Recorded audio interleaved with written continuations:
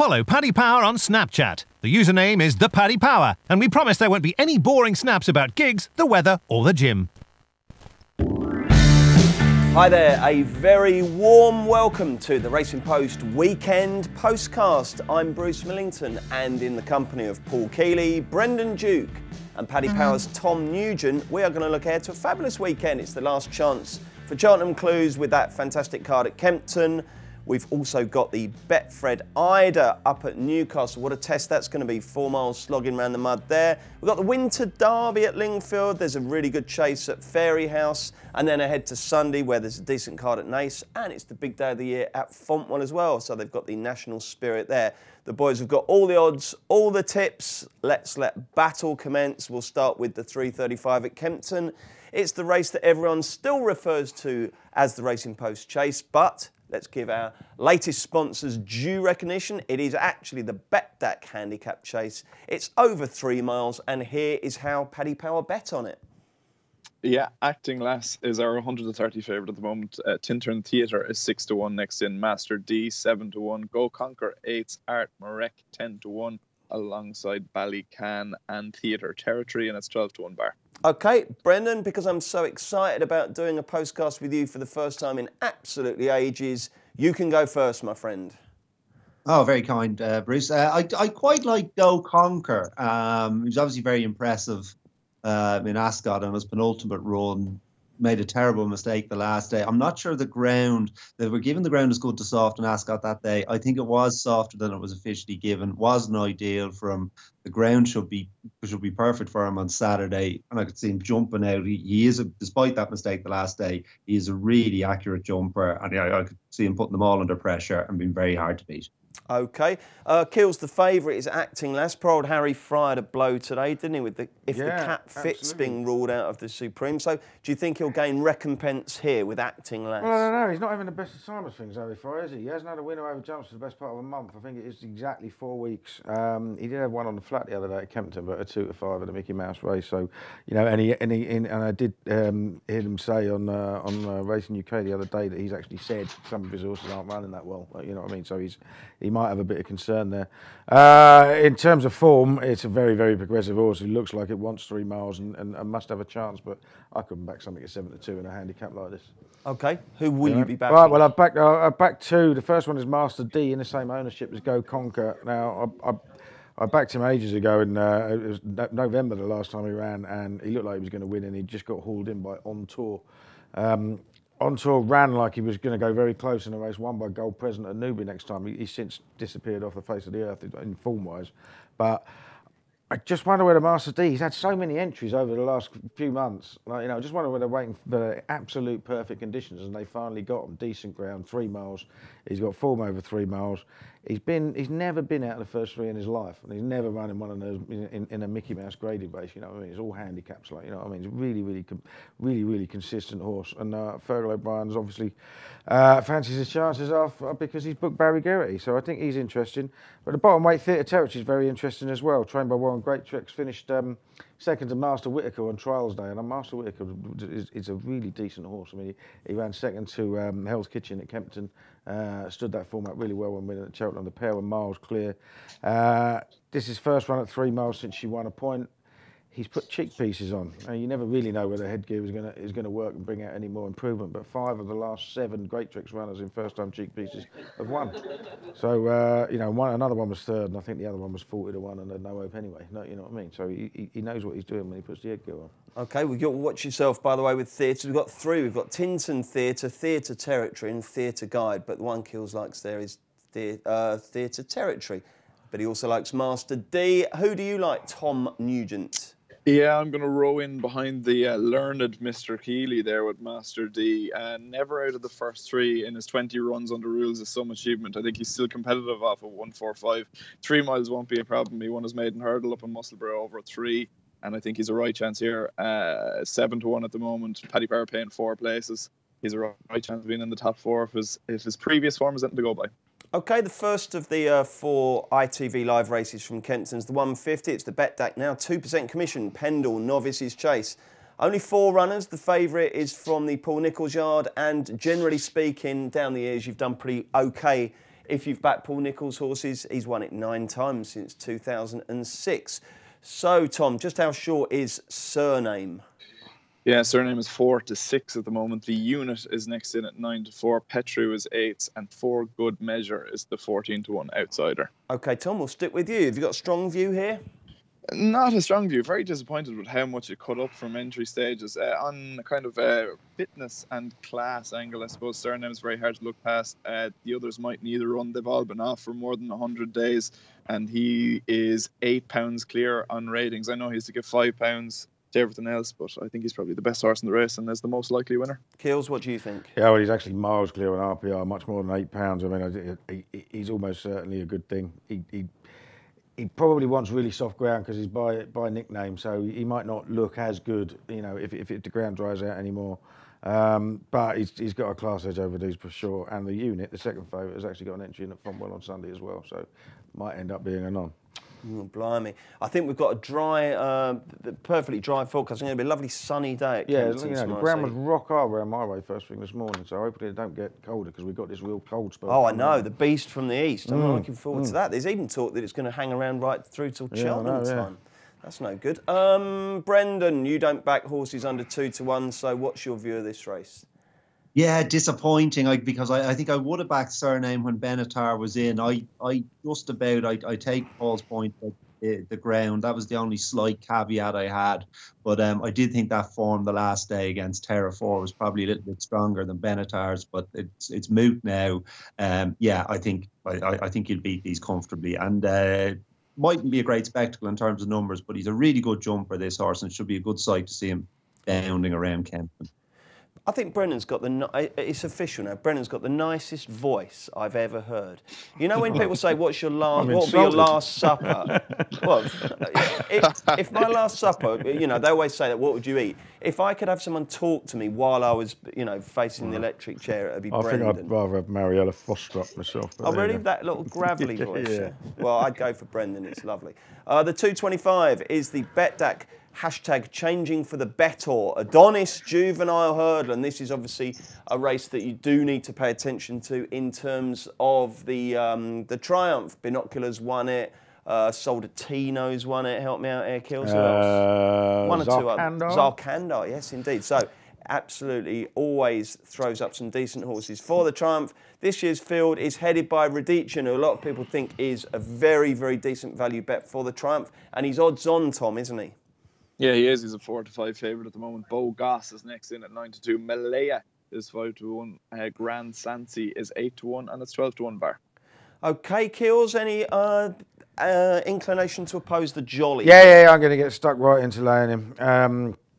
His form as it stands, he's hugely underpriced for the Triumph Hurdle. He's got a top racing race rating of 120. I think the top in the field 141. He has won very easily twice, but in very poor races. He looks very professional the way he goes about it, other than his jumping, that it can sometimes be a real trouble for him. And I'm going to take a chance. Gil McCare has a runner. First time in Britain since 2015 when he had a third. He had a first and a third at Wetherby in 2012. Before that, they're the last times he had a runner. He's obviously won Grade 1s in this country with the likes of Gilles de Cochet years ago. And Bo Goss, the last hurdle race it won, the second and third finished first and second in a Grade 1 at Auteuil.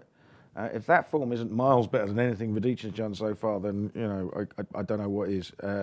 He seems to have been recently bought by Simon Munir and Isaac Swade, though he's not in the Triumph. I don't even know whether there's a supplementary entry stage for the Triumph.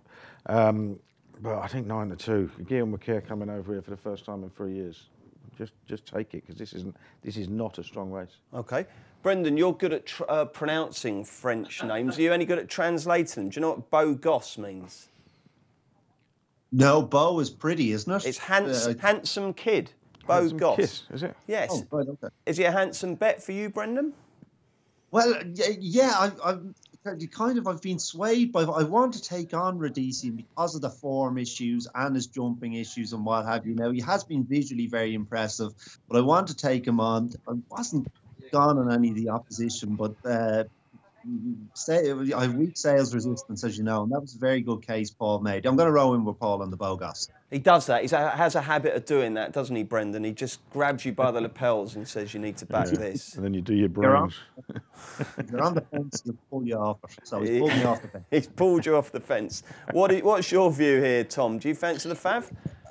No, I'd be with the lads that he is definitely opposable. In terms of what I'd actually back, I'm slightly torn. I thought Malaya would improve for better ground, and he might be the one that I just side with, but I wouldn't have a massively strong opinion just at the moment. Right, you are. The 3 o'clock at Kempton, the Sky Bet Dovecote Novices Chase, another race that usually has some relevance as far as Cheltenham goes. Eider Grugi's a former winner of this. Did you know that, Kills? Yeah. You probably did, didn't you? You know everything. OK, then, Tom, take it away. Montes Avaloir is our 9-4 favourite. Scarlet Dragon is next in at 9-2. Global Citizen 6-1. Michael's Mount is 7s, and it's 8-1. Destrier and Humphrey Bogart 9-1 bar. I've got an interesting question for you, lads. There's 2 horses in here priced at 8-1 and 25-1 that finished first and second in a Lingfield Derby trial. Yeah. How about that? Yeah. What are their names? Yeah. Humphrey Bogart and Carntop. Exactly. And they're both making their debut over Timber here. Brendan, away you go. Who's going to win this? Yeah, it's tricky because obviously you have 200 plus horses making their debut in this race over hurdles. But I'm going to go for a horse who was rated mid-80s on the flat, this Michael's Mount. Now, he looked fairly exposed. He'd had 18 runs on the flat, but his best run was his last run on the flat, so he could just be an improving horse, and he really looked like he enjoyed hurdling in Doncaster. I'd say that race in Doncaster was a fair heat as well. The 4th has gone in at Haydock. I'd say it's a race he'll work out, and he just travelled 2 to their 1 all the way. I think he was just messing around a little bit when he got to the front. I think he won with loads in hand, and he could just be one of these horses that takes the hurdle and takes his form to a new level. So it's 7-1. I'm happy to chance Michael's Mount. Who do you like, Paul? Yeah, no, I find this really hard. Montes Avaloir obviously has the best form, and then you've got these 3 flat horses who are all 100 plus. I think Scarlet Dragon was the best of them, and I've always liked Scarlet Dragon. He's done me a few favours, but he's been smashed up in the betting in recent days as well. I think he was 14-1 when the prices first came out, and he's 9-2 now. I also like Destrier of Dan Skelton. Thought he was very, very impressive at Wetherby on heavy ground, which is going to be totally different this time. I'd probably go with him because he's the bigger price out of the ones I've mentioned. It's not a race that I'm going to be chunking on by any stretch of the imagination. There too many question marks. I'm going to have a little bit on Carntop at 25-1. I don't see it can do much harm there. Tom, who are you going to be backing? Yeah, Scarlet Dragon was an absolute smash-up during the week, and runs with the dreaded first-time W beside his name, but I think he's got a good chance if the money's anything to go by anyway. Rangers, of course, rated 108 on the flat, so high class. We did a little bit on, we just reviewed the first month of wind-ups in the paper at the start of the week. And I mean, there's not a whole lot of evidence, but the one little trend that looks like it might just be emerging is that they're slightly more effective on younger horses. So we'll see. But I'd imagine older horses have already had about 3 or 4 before we don't know about the other ones. Well, yeah, that's a fair shout. Spinner Sacre apparently had about 8 or something, didn't they? Really? You know what I mean, yeah, they just keep going and tweaking it a bit. So, the first time it might work. The next few times it's probably an act of desperation a lot of the time. Yeah, sir. If they're running certain ground, it can cause them to lapse a little bit, and the operation, the throat kind of opening collapses again, so they need to be redone, I think, now. Oh, look at James Herriot over there. Brilliant. Interesting. Right, quick shout out to Alan from London. ALLAN is how he spells his name, and he won the free £25 bet from Paddy Power. Well done. There'll be another chance to win a free bet in Monday's Postcast. Success ain't earned, it's bought. That's why at Paddy Power, we paid the big bucks for the best tech nerds in the world to develop our new, fastest ever app. Download the new app from the App Store or Play Store now. 18 plus, begambleaware.org. OK, let's head up to Newcastle for their big race. It's the 2:45. It's the Betfred Eider. We've got a big field. It's wide open, and it's going to be a right old slog. 4 miles and 1 furlong on the mud on Town Moor. What's the latest betting from Paddy Power, please, Tom Nugent? Vinnie Lewis is our 9-2 favourite at the moment. Hainan is next in at 7-1 alongside West of the Edge, 8-1 Baywing, and Back to the Thatch, 9-1 Milan's Bar, 10-1 Houblon des Oveaux, and 12-1 Bar. You going with the old Houblon, Kills? No, not in a massive field round there. No. You know, it's funny. I lost so much money last week, having had loads of anti-post non-runners. You know, I think all my selections in the weekend of last week, all bar one was a non-runner, and that one fell at the first. Like, you know, so I put up a couple of horses in this, and one of these was back to the Thatch at 20-1. And of course, I thought, well, I'm going to wait this time because I'm fed up with doing money. And of course, it's got an entry, and it's now 8s with Paddy Power. But I really like him.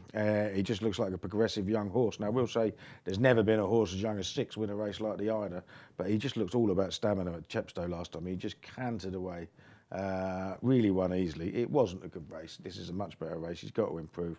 But Dickie Johnson's gone up there doing 10 stone 6. He can do a fair bit lower, to be fair. And Henry Daly, I think five of his last 8 horses have won. Five winners and a second from his last 8 runners. Absolutely flying. So I think he's got an awful lot going for him if he gets the extra trip. I just don't associate Henry Daly or Paul Keeley with young horses, so that's a bit of a left field selection. Brendan, who are you going to pin your colours to here? Well, in the hope that there are 4 or more finishers, Bruce, I'm going to chance 2 each way because we've got the 17 runners. I thought Chase the Spud was interesting. He's a curious horse because you would think that Chepstow would suit him down to the ground given how well he handles Haydock deep ground and Uttoxeter deep ground. But he has pulled up twice in the Welsh National and he's usually a pretty consistent horse. So maybe he has a thing about crossing the border into Wales. But I'll give him a pass for that run. I think he still has. I think he's going to handle the conditions, which is more crucial than the weight. I think he can cope with the weight. And also, I can't let this Portrait King go on back at a huge price. He's 13, but as we saw in the aforementioned Welsh National, the old school had their day there. He's won the race before. He's placed in it before. And again, handling the conditions is so crucial here. I could see him plodding on and maybe getting in the money at a price. A double carpet Portrait King. Big shout there from Brendan. Tom, who's your fancy? Yeah, I had 2 at the entry stage. Knock and Raleigh came out, so that's a scratch. But Back to the Thatch was the one I liked as well. I thought he was good at Chepstow, stayed on really well, but obviously needs to step up. He got £9 for that, and needs to improve again. But he's got that nice profile. He's only 6. This is only going to be the 11th run of his life, and of course Henry Daly operating at a strike rate of 63% over the last 2 weeks. So yeah, a lot of box ticked for me. So it's back to the Thatch. Okay, from a 4-mile, 1 furlong heavy ground chase at Newcastle to a 5 furlong sprint on the Polytrack at Lingfield Park. It's the 205. It's the Betway Hever sprint. It's a listed race. We've got 8 runners, so we've got each way, nice friendly each way race. I don't think we've got betting yet, though, have we, Tom, or am I... Yeah, no, we do. Underestimating you guys. Okay, what have we got then? Absolutely. We're on the ball here all the time. Your Gracious John is our 3-1 favourite. Orvar is 7-2 next in. Caragini is 9-2. Royal Birth 11-2, 7-1 bar. Righty-ho, Paul Keeley, take it away. Yeah, a fascinating race this because Gracious John is rated 110 and is 3-1 and Orvar is rated 97 and is 7-2. But Gracious John hasn't beat a single horse on his last 2 starts, finished last both times. And Orvar's won his last 2, although he was 25-1 shot last time. I don't like either. I just think that regular performer around here, Boom the Groom, Scott's trap 1. He was 4th in this last year, a close 4th as well. I mean, you know, they'll all finish in alignment, they tend to. But I think around 7-1, he's got the right stall. He was 5th last time behind Orvar, I think, but he was drawn 10 then, a 10 of 10 at Wolverhampton, and I think he prefers this track as well. So he'll do for me. Each way? How many runners we got? 8. Oh yeah, just got the dead 8. If they all go, yeah. Okay. Tom Nugent, who do you think the winner will be? My extensive notes before Orvar's last run consisted of 3 words. They were nuts, wind, and Midgley. He was gelded. He has his wind done and moved to the yard of Paul Midgley, and he improved for that. And with the heady combination of those 3 words again, I'd fancy him to get the better of these. Gracious John has ran absolutely stink the last 2 starts. Couldn't have him at all. I think Orvar might just be improving a touch, so I'll take a chance with him. Brendan, is this card at Lingfield the highlight of Saturday for you? Yes, this race is really tricky, I thought. But yeah, probably the Winter Derby is a very interesting race. I'll be looking forward to that. You're more of a flat man, aren't you? Probably. In fairness, we've been spoiled the last few weeks with the national hunt stuff. It's not great this week, I would say, certainly compared to the last few weeks. But this is, as Paul said, it's very interesting. He basically stole my notes, which is a good thing for me, because you want to have the same notes as Paul Keeley as often as possible. I think you have to take on the favourite. He's a very tricky horse. He's inclined to run off at the bends. He can sulk if he doesn't get to the front. There's a potential pace spoiler, Brother Tiger. I thought, like Paul, that Boom the Groom would just sit in the box seat and pounce late. Lovely stuff. And the 3:15 is the Betway Winter Derby, which they tend to have been running in spring, but it's back into actual winter, and boy, is it going to be winter with this cold weather front. So it's the 3:15, and yeah, it's the highlight of the winter season. And Tom, set the scene with a show of prices, if you would. Yeah, Clear Skies is our 11-4 favourite at the moment. Autocratic is next in at 4-1. Khalidi is 11-2. Utmost 6-1. Convey 13-2 and 10-1 bar. What price is good old Gabriel, who will be having his 75th race on the flat? What a lovely horse he is. I actually couldn't believe Gabriel was 20-1, which I thought was a big price. And I've actually backed him each way here. I think he has a chance. Excellent. Okay, you're going for good old Gabriel, who, let's not forget, 6 years ago ran against Frankel in the Sussex Stakes. Isn't that mad? He's a lovely old horse, but I'm not sure he's going to be Brennan's tip. Who are you going to go for, Brendan? Well, yes, it's a fair point you make. This race has been moved back, Bruce, because of Easter, because of the Good Friday. I mean, something needs to be done about Easter, doesn't it? I mean, they're just moving it around. I know. I know you're not allowed to, insult or upset religious people, but surely if you've got a fixed date for Christmas, can you not have a fixed date for Easter? Yes, I mean the second full moon after I did the shopping. I mean, this is no way to. It's something that we can launch a campaign. This is something we can do to get a fixed date for Easter. But anyway, we move on. Yes, I do like one here, Bruce. I like the Utmost. Who put up a career best latest on only his 6th start. So story checks out that he's improving all the time. Beautiful mover, this horse. Really uses himself very well. And he did have a tactical edge the last day, so you could argue he was flattered. But the thing is, he's going to have the same tactical edge tomorrow. There's no real competition for the pace. I think he'll jump out in front, be able to control it, kick off and as he did. And I thought he won a shade snugly the last day as well. Looks a massive each way price to me at 6-1. Okay, what's your view on the favourite, Brennan? Because obviously, Aidan O'Brien, JP McManus, Ryan Moore is obviously a set of connections that's going to attract a lot of punters. Do you think he's a little skinny? I thought she was a little skinny. Now, improving mares, you've got to respect them and what have you. And as you say, connections. But I think on form, she is a bit skinny at that price. I mean, it's really, you could throw a blanket over 5 or 6 of these, and I think it might just come down to tactical advantage. Utmost, quite a strong fancy there for Brendan Duke. Paul Keeley, who do you think will win the Winter Derby? I don't see what's wrong with last year's winner, Convey. He's won twice at Lingfield. He won that, and then he won the All-Weather Championships very easily. He's had a break, but he'd had a break last year, so it doesn't really bother me. Trained by Sir Michael Stout. Booked Joe Fanning because he can't have Ryan Moore, who's on the Aidan O'Brien favourite Clear Skies. I don't see it. I think 5-6-1's about quite a nice price. Righty-ho, let's go back over the sticks and to Fairyhouse, the 3:30, at the races. Bobbyjo Chase, Grade 3. What's the latest betting, please, Tom?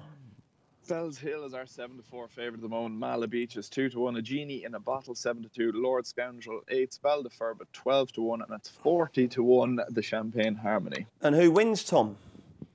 I think the conditions of this race could prove to be a superb little benefit to Mala Beach. Mala Beach gets £8 from Bells Hill, who is the 7-4 favourite. I think you'd want your head examined if you're back in Bells Hill at 7-4 after nearly a year off. Obviously, Willie's a genius and he does everything really well, but I couldn't back him at 7-4. Mala Beach is the best horse in the race on ratings and gets £8 from him. £6 clear on ratings and in receipt of £8. I just think this is a superb bit of placing, and I think Mala Beach will win. Okay, quite a few people who I would absolutely categorise as shrewd think Bells Hill's a good value bet for the Grand National. Kills, have you got a view on the Bobbyjo Chase? Pretty much just echo what Tom said. I think it's a silly price. I mean, if he's being lined up for the Grand National, he ain't going to be super fit, is he? He does have his right conditions because he loves soft ground, but I think Racing Post Ratings has got him a lot further than £8 clear as well. So, as favourite, you can't back him. As far as the Grand National's concerned, I think he wants soft ground. And I think he can be a bit clumsy as well, so not for me. OK, 2 votes for Marla Beach. Is it 3 votes for Marla Beach, Brendan? Yeah, I think it probably is. I mean, obviously it's tricky with the ratings because Bells Hill has only run in novice races, so he hasn't had a chance like Marla Beach to run in a handicap to get it bigger. So that could throw you a little bit, but he's to give Marla Beach £8. Of course, Marla Beach pulled up the last day. I thought the race was tough. And again, I think I'd be swayed by the 2 lads. I'll go with Marla Beach. Righty-ho, let's do the roundups. All the horses that the boys fancy that we haven't talked about so far, but that are not their naps. Paul Keeley, kick us off. Opening race at Kempton. That's the 1:15. I backed a horse called the Mighty Don. I think pretty much all 4 times this season. He's getting his act together. He was second 2 starts ago to Golden Fortune at Ascot when Golden Fortune was rated 123, I think now, and he's now 141. The Mighty Don is only £5 higher, having finished second to Taj Battle Underbad at Huntingdon over 3 mile. I think coming back to 2 mile 5 and good ground will definitely suit. So I quite like him. And there's only got 1 more at Kempton. Later on, where was I looking? At 4th Act, if he bounces back to form as a very well handicapped horse in the 410. 410, sorry, he ran no sort of race on soft ground last time, but that was over hurdles. This is a chase, and on his best form, he's got a bit in hand over these. Okay, Brendan, anything in your roundup? Couple. Well, I hope a couple. I meant to check if a horse had been declared. I might get you to do that for me in 1 second. Sorry about that. Of course I will, mate. The 255, definitely Drumaku has been declared. He ran well on his comeback over hurdles. He's on the same mark. That was a stronger race than this. He's since just got hit off £7 higher over fences. And I'm not even sure he is better over fences than hurdles because he has real issues with getting over the fences. £7 lower over hurdles in this race. He should win. And can you tell me in the 445 at Kempton if Pim has been declared? He has. He has, yes. Yeah. Oh, well, this Pim is a hugely exciting horse. Won the Nicky Henderson bumper at Ayr. The race, it's hard to know what horses, unexposed horses like this. The 2nd and 3rd are pretty ordinary, but the 4th is a smart horse. It's usually a decent bumper, and it's usually a race that Henderson targets. I'd say he might have had a setback that he didn't go novice hurdling, and they said, right, we'll put that away for this year. We'll target the Cheltenham bumper, and if he goes and wins tomorrow, he won't be a big price for the Cheltenham bumper. Well, he's still in the champion bumper, and there's only 1 other horse in that race in the champion bumper, which is the Nichols Point winner called Danny Kerwan. Okay. It'd probably be quite short, though, only old Pim. Probably, yeah. Okay. I was looking at him more towards Cheltenham. Oh, fair enough. Okie doke. Well, I mean, you want to be very careful taking on the old Black Bow in the Cheltenham bumper, don't you? Do you know Tom owns Black Bow? Did he? Yeah, No, bred him. Oh, you bred him? Oh, you bred him? Yeah. All right, well, even better. You bred, owned, whatever. But you've still got your fingers crossed. And James Pyman gave him a big up there today as well, didn't he? So that was good news. Right, Tom, what's in your roundup? Just looking at there's a good juvenile hurdle, grade 3 juvenile hurdle is the first race, 145 in Ferry House tomorrow. Machuca has been talked up a bit, possibly heading Fred Winter. And Mastermind has been decent for Charles O'Brien. He's another one I'd keep an eye on. And in the bumper, the last few bumpers run in Ireland have been pretty much the Charles Burns show. And he's got another one tomorrow. Those Days Are Gone, ridden again by Richie Deegan, claiming 5. If there's any money at all, I'd say half the country will latch on to him. So it's one to keep an eye out for. Okay, that's the 5:10 at Fairy House. Right, take it away, Steve Palmer. This will not be beaten. Brendan Duke, what's your nap? 3:15 Lingfield Utmost. Paul Keeley, what's your nap? The more I look at it, the more I fancy Back to the Thatch in the 245 at Newcastle. Tom Nugent, what's your nap? 3:30 Ferry House, Malabeach. Lovely stuff, gents. We're back with Sunday in just a mo. Check out Paddy's Rewards Club. Simply place 5 bets of £10 or more across any sport in a week, and you'll get a free £10 bet then next week. T&Cs apply. 18+. BeGambleAware.org. Bruce Millington, Paul Keeley, Brendan Duke and Paddy Powers. Tom Nugent are looking ahead to some decent racing on Sunday. We've got Fontwell's big day of the year with the National Spirit Hurdle. But before that, we'll look at Naas, where they've got a couple of half-decent heats. The 210, the Paddy Power onside app, Novice Hurdle. Have we got? Wait, I don't think we've got betting yet, have we, Tom? No, the onside app, the grade 2 is actually at 310, but we've got no betting yet. But the one I would definitely be keeping my eye on is Cartwright at the moment. Second start for Gordon Elliott and Naas. The last day absolutely sprinted up the hill to win by 16 lengths. Was just kind of learning his trade in Goran first run over hurdles. But he looked very, very impressive in Naas the last day, and I'd be very interested to see if he can follow up with a view to the festival. You're going to go with Cartwright in the 310. We'll stick with you for the 345 because I know there is betting there, isn't it? It's the Paddy's Rewards chase. Yeah, Dr. Phoenix is the 6-4 favourite at the moment. American Tom 9-4, Ball Dark 5-2, that's 12-1 bar. Hadn't got a huge opinion at the moment. American Tom is a horse that I've always liked. He gets the first time tongue strap today. He was second in the Kilknock Bray, well beaten. I'd just keep an eye on him, but it wouldn't be a race I'd be getting involved in anyway. Brendan, your thoughts on the 310 and the 345 at Naas on Sunday, please? Yes, I totally agree with Tom. That Cartwright looks a very exciting horse. I think he'll win. The 345, Dr. Phoenix, it's a good spot. Certainly at the weights and measures, he looks well. And I'm going to give Ball Dark another chance, though. He looked an improved horse from winning over course and distance in November, which makes sense because he's only just turned 7. He was very disappointing over Christmas, but I'm going to give him a chance. That form. That November form is strong in the context of this race. I think 5-2 is a fair price bet and bouncing back. Righty-ho, Kills, you got any thoughts on these two?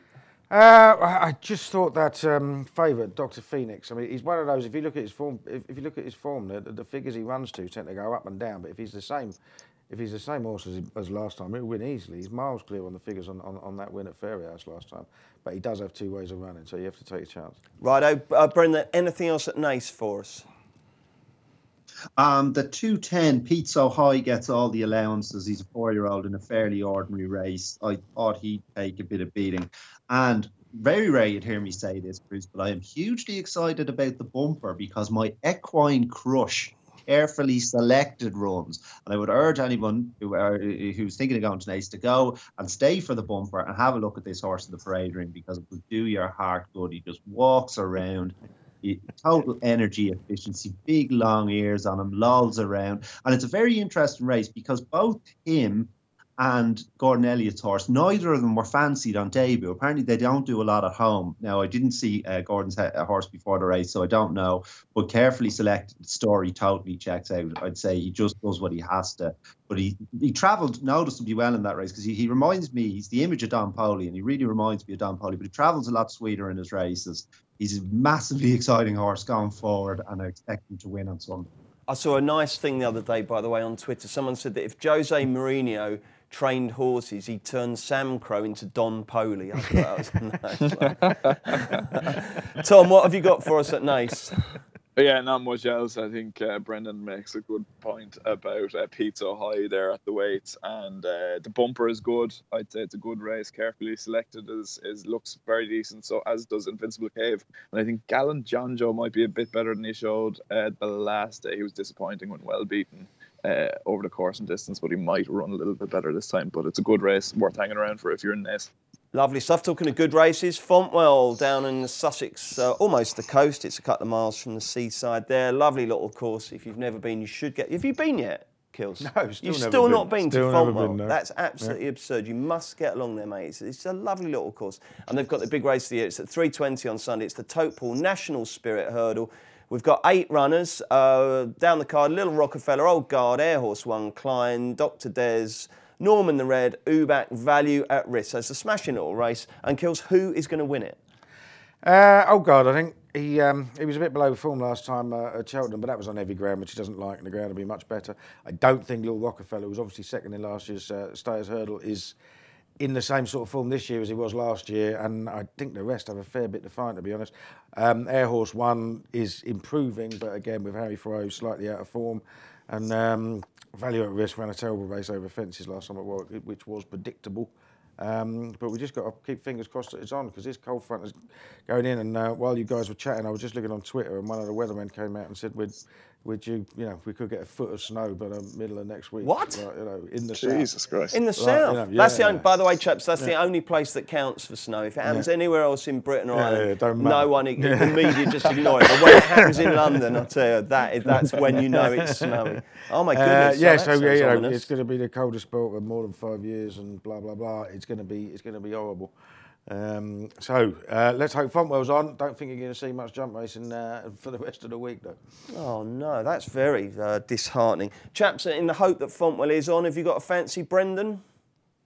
Well, it's interesting what Paul says about Little Rock or Feller's form, because perhaps Connection share those concerns. They put blinkers on him, and it is not a horse you'd expect to see wearing blinkers. So in the hope that they sharpen him up, the ground should be, it's good to soft, so that should be okay for him. He's a horse I always find it hard to oppose. I'll give the Rockefeller a chance. How about you, Thomas? I wouldn't have a strong opinion. Old guard, if you were to put the gun to my head, but probably won't have a bet. Keels, anything else at Fontwell, or indeed the jumps card at Southwell? No, can't see. No, it's not going to be a punting day for me on the horses, I don't think. We're all done. Okay, well, what sort of day is it going to be? What sort of weekend is it? What have you got? Are you off? Yeah, I am off. Obviously, I do Price Wise Extra Saturday and Sunday mornings. After that, Saturday, I'm just going to be sitting in front of the telly watching all the good racing. Quiet day. Sunday tends to be poker and football down the club. Okay, lovely stuff. And Brendan, obviously, haven't had a catch-up for ages, so what's the weekend plans? Well, I'm certainly going to go to Naas on Sunday, assuming that this polar vortex doesn't get a hold of us as well. I want to go and see Carefully Selected. Saturday, not doing much on Saturday. Would even I be able to tell that this Carefully Selected is a lovely looking racehorse? I think you would. I think you'd appreciate his demeanour as well. I mean, as a manager of people, you want your people to come alive at deadline time, don't you? You don't want them wasting energy thinking about deadlines before. The horse doesn't fret about deadlines. He just shows up, and when the tapes rise, bang, he's on. Okay, I'm just glad if they're out of the pub by then, but I'm sure he won't be in the pub. And Brendan, obviously the key question for a lot of people: what's happening romance-wise? How many Valentine's cards did you get? Wyatt, I didn't get any Valentine's cards. Now, I was seeing a woman for a couple of months before on the run up to Valentine's Day, but it just sort of fizzled out. So I'm taking a break from women at the moment. Okay, had you already invested in a card and a gift, or was it a timely split, so it saved you wasting a few quid there, did it? Well, no, there were a couple of weeks before, so I didn't have to do. I like a deadline, actually. If I was buying a Valentine's gift, it would probably be on the 15th. So, yeah. Excellent stuff. Tom, you always seem to be working at weekends. Is that the case this time as well? Hopefully, waiting to hear, but hopefully I'll have a ticket for the rugby tomorrow. Ireland are playing Wales in Dublin in the Six Nations, and then working in Naas on Sunday. Yeah. Oh, that's not too bad, is it? When you say working at Naas, what will you be doing? On the board? Are you on the rails, or are you schmoozing people in a box? How does it all work? Yeah, standing in for the Honourable Lord Binfield, who is over in England, so I'll be covering PR for Paddy Power down in Naas. So we're sponsoring the card, so lovely stuff. Paddy's away, so yeah. Excellent. Hope it all goes well. Thank you very much indeed, chaps. Don't forget, if you enjoy the postcasts, do make sure you rate, review and subscribe on iTunes. Maddie is back on Monday to review the weekend and look ahead to any action that the weather might allow us to have. So do join her for that. Success ain't earned, it's bought. That's why at Paddy Power, we paid the big bucks for the best tech nerds in the world to develop our new fastest ever app. Download the new app from the App Store or Play Store now. 18+, begambleaware.org.